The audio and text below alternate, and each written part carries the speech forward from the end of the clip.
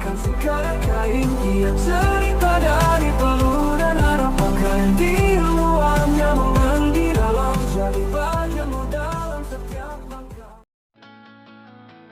Nah baik, kembali lagi bersama kami Vandu Clothing. Oke, kali ini kami menghadiri acara di Semarang dengan beberapa owner di beberapa daerah di Jawa Tengah ya. Nah seperti apa teman-teman bisa simak video ini dari awal sampai akhir untuk materinya tentang bagaimana cara live selling dan sebagainya ya. Nah jangan lupa untuk subscribe teman-teman. Nah otomatis kan dia ngajak si penonton buat nge-click apa nih etalase satu gitu secara tidak langsung. Dan yang lagi booming banget nih di Gen Z ya, jadi host live Gen Z ini dia jual spray sama kasur dan dia jualnya cuma tiduran dan cuma jawabin pertanyaan kayak ya teman-teman kalau mau bisa dicek ke etalase 4 ya, kalau yang minta disepil etalase 5 boleh banget komen-komen kayak gitu, tapi orang tuh nggak kelihatan mana gitu, tiduran aja. Dan itu viewsnya bisa sampai di atas 10.000 kayak gitu. Jadi intinya di sini saya menjelaskan itu bahwa live itu nggak perlu yang studionya bagus, nggak perlu yang fancy, nggak perlu yang proper dalam arti kita nyiapin kamera, laptop di sini, terus data di sini, terus mic-nya harus yang bagus. Semua bisa dilakuin. Yang penting mulai aja. Nah, ini nanti kita bakal praktek. Tadi kan udah dibagi kelompok ya. Tadi udah dibagi kelompok. Nah, nanti di sini mungkin udah pada bawa tripod dan produknya kan udah tripod dan mic, ada yang udah bawa semua kan ya? Oh, udah gitu. Kalau gitu nanti kita coba evaluasi bareng-bareng ya, kita keliling. Nah, alurnya ini jadi kita pertama nih nge-live. Mungkin kakak-kakak sebagian udah pada paham banget kalau alurnya nge-live kan yang pertama pasti opening. Kita sapa penonton, halo semua, kembali lagi di Akun Bisa Label. Kali ini kita mau flash sale barang ini nih karena tanggal kembar 99 tapi cuma 30 menit aja. Nah itu di awal, walaupun belum ada penonton, teman-teman harus tetap sesemangat itu. Nah setelah itu, oke kita ulang-ulang terus sampai akhirnya ada penonton. Nah pas penonton masuk, jangan sungkan untuk menyapa dan menyebut namanya si penonton itu. Misalkan, ting, masuk nih dua viewers. Halo Kak Dias, terima kasih sudah bergabung. Yuk kalau mau tanya-tanya boleh banget. BTW kita lagi ada special nih, produk yang lagi aku pakai ini harganya dari 150 cuma 10.000 bisa kayak gitu. Pokoknya kita ulang-ulangi, yang join siapapun kita sapa, kita ulangi sampai ada yang komen. Nah ketika ada yang komen kan enak tuh, kita bisa interaksi. Oke Kak Geri, oh pertanyaannya bagus sekali ya, untuk etalase 4 saya ambilin contoh. Nah kita mulai masuk ke tengah nih, interaksi, jawab pertanyaan kayak gitu. Nah ketika views kita mungkin udah resisten di 10, 20, akhirnya setengah jam ini udah nyentuh 100, intinya nyentuh angka yang menurut kita wah ternyata bisa juga live kita nyentuh segini, itu langsung teman-teman hold penontonnya, jangan sampai mereka live kita. Gimana caranya? Kita ajak, kita pancing dengan flash sale ataupun ceritanya guys ini stoknya tinggal 1, khusus yang nonton kali ini coba komen mau, atau misalkan 1 buat kita flash sale ini biar stoknya habis. Nah itu kan mereka kayak tergopoh-gopoh, aduh aku harus dapet nih, bajunya bagus gitu, aduh aku harus dapet nih, ini kan makanannya enak banget. Nah gitu. Jadi gimana caranya kita bikin si viewers itu bertahan kayak gitu. Jadi intinya di live itu jangan bosan-bosan buat kita ngeluarin CTA atau call to action atau istilahnya itu ayo bu beli di keranjang kuning. Jadi cuma 10 menit lagi live berakhir. Biasanya kan kayak gitu 10 menit lagi live berakhir, ini harganya udah kembali normal. Pokoknya diulang-ulang, itu paling penting. Saya lagi simpen ya. Kopi Temanggung. paling asik. Nah ini tadi udah saya jelasin juga tips jadi host live, intinya energi, CTA dan storytelling. Jadi nggak perlu takut ngomongnya belibet, nggak perlu takut ngomong-ngomong, yang penting kita ngomong terus gitu. Nah ini saya sedikit ngasih info untuk tren TikTok Shop. Kalau di TikTok Shop itu ada sedikit perbedaan sama di Shopee. Kalau TikTok Shop itu mereka lebih ke marathon live. Nah itu saingan terberat dari UMKM kayak kita. Kayak gitu karena mereka biasanya menggandeng entah itu artis-artis besar ataupun influencer-influencer yang memang lagi terkenal nih di TikTok. Contohnya Richard Lee yang punyanya Athena. Dia bisa live hampir seharian setiap hari dan sellingnya itu tembus 40 M. Itu per hari sekali. Nah itu saingan terberat kita. Nah dan yang lagi terkenal lagi itu yang hiburan yang tadi saya contohkan, itu yang ada tidur, terus ada yang kain kafan, dikasih contoh. Tapi itu jangan jadikan hal tersebut itu adalah beban buat kita sebagai pemula di dunia live selling.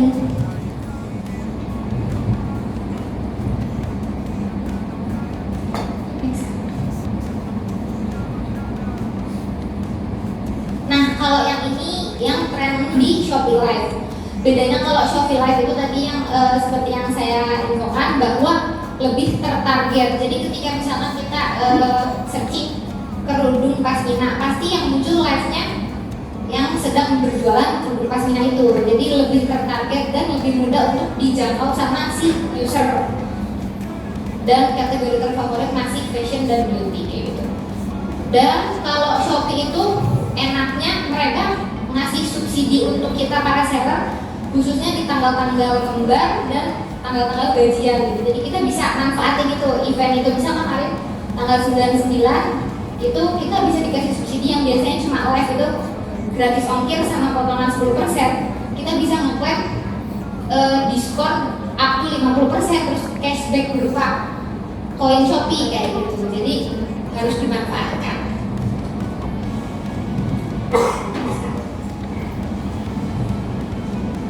Oke, ini udah tadi saya bandingkan secara harus ya.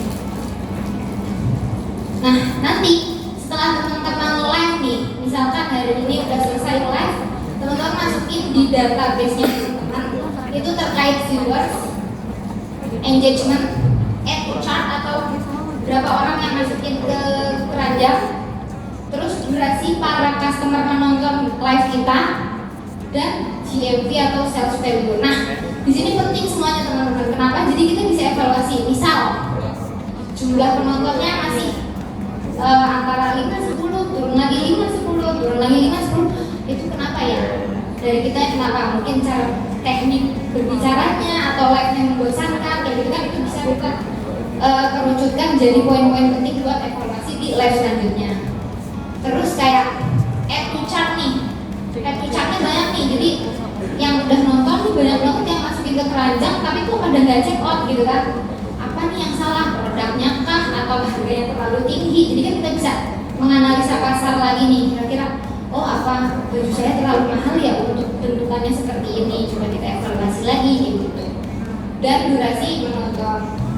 Kalau untuk GMV menurut saya itu semua teman-teman di sini udah pada paham lah, karena bisnis pasti kan kita melihatnya GMV-nya dulu atau sales value. Nah, untuk strategi live ini penting banget teman-teman. Yang pertama ini produk dengan harga manis. Jadi misalkan kayak baju nih, saya contohkan fashion ya. Fashion kekinian tuh kalau harganya di atas 250 itu orang pasti lebih mikir-mikir dibandingkan harga 100.000 ya jelas karena lebih murah, walaupun kita nggak tahu nih secara aslinya bahannya kayak gimana atau misalkan jahitannya kayak gimana ya. Kalau misalkan dilihat bagus terus murah pasti orang lebih tertarik beli. Nah ini kalau misalkan ada teman-teman yang punya barang yang emang harganya di atas rata-rata harga produknya, itu gimana caranya teman-teman bikin istilahnya ada unique selling point dari produk teman-teman. Kayak misalkan, loh bajuku ini desainnya beda loh dari yang lain, walaupun harganya 200.000 tapi ini kancingnya motifnya seperti ini gitu. Nah itu bisa dijadikan salah satu strategi produk dengan harga manis. Terus untuk visual, kalau visual ini lebih ke shoot dari kamera ke produknya. Kayak misalkan ada bapak sekalian tahu nggak Bolosego? Bolosego itu, nah ya itu oseng mercon. Nah mereka itu live nggak pernah menampilkan wajah. Jadi mereka live itu cuma pas lagi masak sambil jawabin. Oke teman-teman, ini goreng di wajan langsung kita bungkusin kayak begitu. Nah itu tuh salah satu visual yang menarik, justru kayak orang wah ngiler mana jam 12 siang ini kayak gitu. Otomatis mereka pasti bakal lebih tertarik untuk check out produk kita. Nah bundling hemat, kalau ini lebih ke strategi teman-teman menjual produk. Jadi sebenarnya misalkan harga baju ini, harga satuannya ini di 150.000, tapi ya kita modal, anggapan modal 70. Nah kalau kita jual 100 kan masih untung. Nah kita buat nih kira-kira produk ini kan produk paling laku, plus produk yang memang sellingnya kurang, kita bundling biar dia menjual juga produknya. Nah itu kan harganya otomatis bisa lebih murah karena memangnya ini kan produknya kurang laku kayak gitu. Jadi strategi teman-teman menjual promo. Dan untuk jadwal prime time di live selling ini pasti semuanya membuka sosial media itu setelah pulang kerja, terutama malam. Pasti itu kalau teman-teman live malam itu viewsnya lebih banyak daripada kita live siang. Karena kebanyakan kalau mungkin viewersnya kalau live siang itu mungkin ya teman-teman entrepreneur ataupun mahasiswa ataupun yang jadwal siangnya itu nggak ada gitu kan. Tapi kebanyakan kan pekerja gitu kan, kita lagi bonus demografi juga kayak gitu. Nah ini untuk inovasinya, mungkin nanti inovasi dari live selling itu yang terpenting itu konten. Jadi gini teman-teman, misalkan kita baru terjun di dunia digital ini sekitar 1 minggu. Nah kita 1 minggu ini fokus live minimal 5-6 kali seminggu. Jadi dikit-dikit aja cuma 30-45 menit. Nah setelah itu video dari live itu kita download buat kita upload lagi nih sebagai konten yang tadi saya bilang itu yang di feed, biar feednya nggak kosong, biar orang lihat oh ini beneran jualan kayak gitu. Jadi kita selang-seling kita evaluasi formatnya. Nah lalu multi host format itu 2 host saling ngobrol. Memang kalau ini yang tadi saya sarankan di awal, jadi teman-teman kalau misalkan masih kaku atau belum luas ngomong di depan kamera, bisa banget hire host buat saling ngobrol nih, kayak oke teman-teman, ini flash sale 1 menit lagi, kak habis, jadi kayak saling saut-sautan. Jadi kan mereka penonton tertekan gitu sebenarnya, tertekan tapi aduh aku harus check out daripada kehabisan gitu. Padahal besok kita live gitu lagi kayak gitu. Itu salah satu strateginya. Nah untuk kolaborasi lintas brand itu, jadi kita misal contoh salah satu beberapa dari UMKM di sini, misalkan ada yang sama nih produknya makanan. Nah gimana caranya bisa kolaborasi di satu akun, jadi biar bervariasi gitu penjualannya, nggak cuma misal kita jual baju doang, nggak cuma jual kopi doang, tapi misalkan ada kerupuk, terus ada paru kering kayak gitu teman-teman. Nah kalau strategi penjualan baru ini bisa kita evaluasi setelah kita menjalankan live selling ini kurang lebih sebulan. Jadi kita bisa tahu nih kira-kira penjualan kita nih seperti apa. Udah oke belum sih harganya segini, udah oke belum promonya kayak gini kayak gitu. Jadi ini lebih ke berjalannya waktu aja.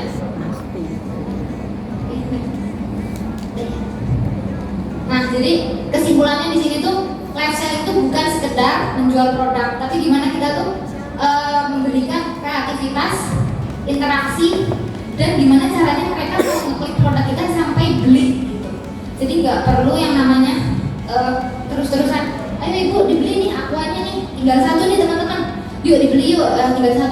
Misalkan mereka penonton udah capek nih nonton kita jualan terus, kita interaksi, yuk teman-teman absen dulu sebelumnya dari mana aja nih yang nonton nih, kayaknya seru banget nih, boleh komen-komen. Nah gitu, jadi diselingi biar mereka nggak bosan nonton live kita kayak gitu. Jadi intinya kita harus mencoba aja dulu, jangan takut dan percaya diri sama diri kita sendiri kayak gitu teman-teman. Jadi nanti ini habis ini kita coba praktek langsung ya, nanti saya dan tim mungkin keliling-keliling buat bantuin teman-teman kalau misalkan ada kesulitan atau apa yang perlu kita bantu buat starting di live selling gitu ya.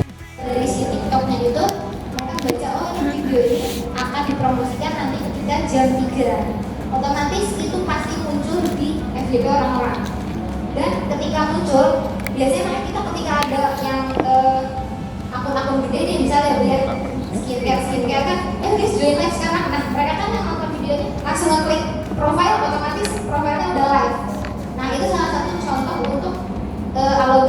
video kita itu terbaca. Ya, jadi poinnya yang pertama itu tadi konsisten, diusahakan setiap hari itu dicoba untuk live dulu selama sebulan ini dan rajin upload konten sesederhana itu. Jadi sebelum live kita upload konten ataupun cuplikan live yang sudah kita lakukan, kita download, kita upload setengah-setengah kayak gitu. Nah, terus untuk pertanyaan nomor 2 itu sering sekali sih terjadi ya, terutama karena kita kan produk UMKM ya, kita selalu punya unique selling point itu. Saya selalu kembali ke unique selling point. Kenapa? Karena UMKM itu selalu menang di situ. Jadi kalau misalkan kerupuk rambak, semua pasti pengusaha kerupuk rambak tuh pasti ya sama gitu kan Bu, pasti sama. Cuma mungkin bedanya ada yang digorengnya pakai apa kayak gitu kan Bu, secara teknik produksi, terus secara rasa. Nah, cara menghandle si customer ketika menanya itu, balik lagi kita selalu memproof kalau produk kita itu punya unique selling point. Dan yang kedua yang bisa itu testimoni. Ibu mencoba untuk mengupload testimoninya teman-teman. Karena sekarang tuh orang-orang lebih percaya kalau testimoni itu ada gitu. Makanya biasanya kayak artis atau influencer itu tahu Fuji ya gitu. Ketika kita endorse nih Fuji, satu kali aja kita endorse, terus Fuji bilang ini enak banget, pasti orang-orang oh ya udah enak, mau semahal apapun ketika dipromosikan langsung oleh orang terpercaya pasti kan ya udah gitu. Jadi mungkin solusinya kita coba untuk kerjasama, kolaborasi. Jadi nggak ada salahnya kita cobain endorse ataupun nawarin produk ke artis-artis tersebut. Karena sekarang tuh kredibilitas influencer, artis kayak gitu tuh lebih dipercaya daripada testimoni biasa, ya kan Bu? Kayak gitu mungkin ya Ibu ya. Semoga membantu Ibu. Nextnya tadi ada beberapa kelompok kayaknya yang pas live ada kendala ataupun mungkin belum.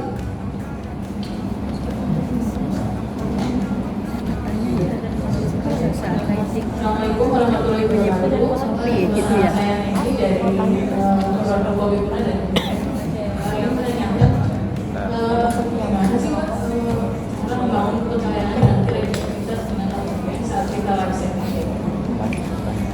Sederhana aja sih yang Jadi gimana cara biar customer tuh pengen beli gitu ya. Nah, maaf tadi Bu siapa? Ibu yang ditanyakan itu bagus banget. Jadi karena kita UMKM baru, misal ya maksudnya baru itu dalam arti bukan kita baru buka, tapi baru terjun ke dunia digital. Karena adalah kita anak bayi kalau terjun di dunia digital kan masih belum tahu apa. Nah, salah satunya itu dengan personal branding. Jadi walaupun misalkan kita produk nih udah ekspor kemana-mana, udah sering masuk ke beberapa kota di Indonesia, tapi kalau di dunia digital itu udah beda lagi. Kita bahkan pengguna pun karena nggak tahu ini apa ya, oh ternyata kalau orang tua yang ngasih tahu ini tuh ini loh kayak gitu. Nah, itu pentingnya personal branding. Personal branding itu bisa kita bentuk dengan cara kita tuh konsisten mengenalkan produk kita. Konsisten itu ya tadi upload, terus live. Nah, salah satunya itu dengan kita endorse ataupun kerjasama dengan artis-artis kayak gitu.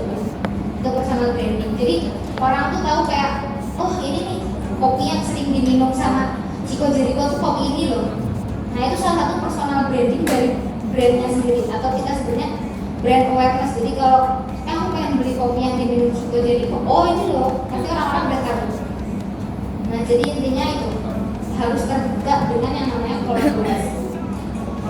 Terus kalau misalkan Ibu udah banyak nih videonya di akun TikTok atau Shopee, itu bisa banget yang namanya di fitur promosi. Tapi kalau itu menurut saya itu opsional ya. Kalau promosi kan kita mengeluarkan budget untuk iklannya dibuat FYP. Tapi salah satu cara paling awal itu bisa dengan konsisten, live, sama kerjasama dengan istilahnya orang-orang ternama. Coba satu lagi nyambung ngomongin personal branding dan branding produk itu bedanya apa? Terus lebih duluan antara personal branding dengan branding produk itu sendiri. Makasih. Izin menjawab. Jadi kalau personal branding itu kita pemilik brandnya. Kalau brand awareness atau branding produk itu produknya.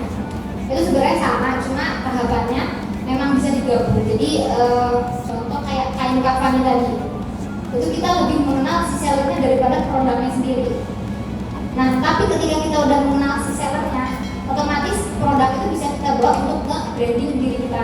Aku tuh ini loh penjual kain kafani yang suka live ada pocong-pocongannya kayak gitu. Jadi tahapan pertama itu memang kalau misalkan produk kita mau dikenal lebih lama dan sustain di dunia digital itu personal brandingnya gitu. Jadi nggak harus kita start awal itu harus langsung jualan, itu nggak perlu. Jadi kayak misal seminggu nih 7 hari kita live setiap hari selama 5 hari. Terus di 2 hari pertama kita upload pengenalan produk aja. Di 2 hari selanjutnya kita upload, kita selalu live di jam segini loh guys. Kita jualannya ini boleh dijoin ya nanti kayak gitu. Jadi personal branding itu bisa berjalan barengan sama branding awareness. Jadi kita upload diri kita sambil branding produknya di satu akun itu bisa. Kayak gitu ya. Makasih. Oh boleh. Ini masih gitu ya. Kita balik lagi yang pakai tadi kita praktek apa? Praktek lagi Tadi itu kan 20 menit 26 followernya, penontonnya Penontonnya 20, terus itunya 75 apa impresinya. Terus tapi tidak ada cekat berangkat. tapi sudah dimasukkan. Ya. Saya bicara enggak itu belum mungkin akan banyak orang tidak tadi latihan Ya, tapi kan udah banyak ya. Jadi itu masuk kategori bagaimana, terus apa lagi yang harus diperbuat selanjutnya supaya lebih bagus lagi. Ya sampai cek gitu kan semangat. Tapi ada nggak sih keduanya check out tapi dia tidak di live tersebut dengan menghubungi yang kita bilang nya ada IG buka ini itu bisa nggak, boleh nggak maksudnya seperti itu masih bisa nggak maksudnya? Terima kasih banyak Ibu atas pertanyaan yang sangat kritis ini ya. Yang pertama tadi untuk live untuk 20 menit dan 29 penonton ya, itu udah cukup bagus Bu. Itu karena apa? Live TikTok itu bakal merekomendasikan ketika live kita aktif, nggak yang cuma tadi yang saya sampaikan juga kan, kalau produk aja kadang kita dikiranya spam, cuma video rekaman terus kita ulang live-nya, karena banyak yang kayak gitu oknum-oknum yang jualannya tuh palsu, istilahnya nggak ada produknya tapi cuma pakai rekaman. Itu udah sangat bagus, cuma gimana ya caranya biar mereka tuh check out, itu kan yang susah. Nah berarti makanya tadi kan saya udah sampaikan evaluasi setiap kali setelah live. Jadi kita data nih hari ini, entah mau di screenshot atau dicatat pakai catatan aja gitu ya. Hari ini penontonnya 29, tapi yang masukin keranjang misal ada 2 misal. Tapi kok belum ada yang payment, sampai sekarang belum ada yang beli. Berarti ini saya kurangnya di mana? Apa mereka belum tahu produk ini tuh sebagus itu, atau memang harganya kemahalan, atau saya harus buat promo. Nah itu ibu sendiri yang bisa menganalisa produknya itu seperti apa. Kayak gitu. Jadi baiknya itu setelah live selalu evaluasi. Kalau untuk impresi itu udah bagus banget. Dan yang penting itu gimana caranya 29 penonton itu harus tetap stay di live-nya itu. Jangan, karena kan TikTok kan FYP. Karena kalau senang klik live, scroll. Kalau misalkan itu menyapa nih, bener, halo selamat datang yuk cek ini keranjang kita lagi ada sale promo, kan mereka otomatis dicek nih. Nah itu salah satu cara untuk ibu mempertahankan viewers ibu. Bahkan kalau misalkan viewersnya udah 20 dan bertahan, itu biasanya langsung naik banget. Bisa dicoba ya di sebulan pertama ini, nanti ibu coba. Dan yang terakhir untuk pertanyaannya, Selain itu mungkin nggak sih di luar dari nah itu bisa banget. Salah satu caranya kan tadi ibu bisa menampilkan entah itu kertas ataupun poster yang tempelan dengan cara itu harus lurus ya, karena kalau TikTok ataupun Shopee itu mereka nggak merekomendasikan buat pindah ke pihak ketiga. Itu bisa banget. Dan yang kedua, nah itu video itu tadi yang upload video. Jadi setelah live dan sebelum live, ibu-ibu dan bapak-bapak itu upload video biar FYP ke orang-orang. Kalau bisa pun itu videonya udah ada keranjang kuningnya, entah itu keranjang kuning atau entah itu timer buat nonton live. Kayak gitu. Itu otomatis mereka bisa ngeklik keranjang, profile, dan itu kan otomatis nanti di bio makanya ibu tambahin aja untuk pemesanan bisa hubungi gitu. Jadi itu bisa banget terbuka ke seluruh ini yang ini boleh. Terus itu ada teman ada yang itu suka kayak content creator itu. Terus produk saya ditanya mau nggak? Saya belum ini. Terus dia pakai produk teman sama-sama. Ternyata berhasil dia menjualkan itu apa yang namanya kolaborasi afiliasi gitu ya. Iya. Terus itu yang dapat ini nilai yang itu ya yang konten kita dapat poinnya nggak? Dapat poin lagi gitu. Iya, itu kan ketika misalkan ibu nanti udah masukin produknya ke TikTok ya, udah kita upload nih. Nah, ibu bisa nyeting nih untuk komisi afiliator itu antara 5 sampai 10%. Itu ibu bisa setting sendiri. Ibu bapak bisa setting sendiri. Misalkan produk saya ini baju, saya buat afiliator itu 5% dari produk kita. Memang nanti misalkan harganya 150, otomatis kepotong untuk afiliatnya 5%. Tapi kan otomatis produk kita penjualannya tinggi. Nanti ketika di TikTok Shop itu produk direkomendasikan, itu muncul video-video afiliator. Nah, ketika video afiliator muncul, otomatis kan produk itu juga ada di deretan produk paling laku. Makanya tadi saya bilang pentingnya untuk kolaborasi dengan pihak-pihak yang terpercaya. Karena dunia digital itu sekarang pasti aku pengen beli yang kayak Nagita Slavina pakai, aku pengen beli produknya Raffi Ahmad. Padahal sebenarnya Raffi Ahmad cuma mempromosikan produk orang kayak gitu, bukan produknya dia sendiri. Itu yang namanya afiliator.